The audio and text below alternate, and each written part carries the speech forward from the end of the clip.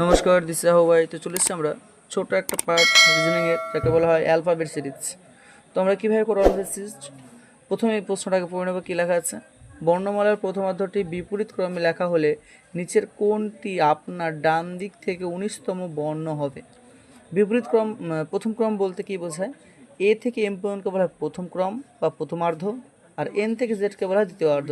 আমাকে প্রথম ক্রম উল্টাতে বলেছে, তাহলে এ কে আমরা 13 নম্বরে দিব আর এমকে ফার্স্টে। তো আমাকে ডান দিকের যে পার্ট আছে দ্বিতীয় অর্ধটা কোনো চেঞ্জ করতে বলেনি। এখানে বলছে ডান দিক থেকে 19তম। আমি যদি ডান দিক থেকে, এটা আমাদের ডান হাত, তার ডান সাইড, এটা বা হাত, বাম সাইড। ডান দিক থেকে আমি এটা জানি কত, এর মধ্যে 13 আছে। এটা কী হবে? 14, 15, 16, 17, 18, 19। 19 নম্বরে কে আছে? এফ। তাহলে অ্যান্সার কী হবে আমাদের? এফ। এটা খুব ছোট্ট ও শর্টকাটে যে কোনো রিজনিং আমরা করতে পারবো, তার জন্য সঠিক পদ্ধতি জানা দরকার। এই পদ্ধতি আমরা কোথায় পাবো? স্মার্ট বাংলায়। ওকে, আজকের জন্য এটুকুই। ফলো করে স্মার্ট বাংলাকে আরও শর্টকাট ও সহজভাবে রিজনিং করার জন্য।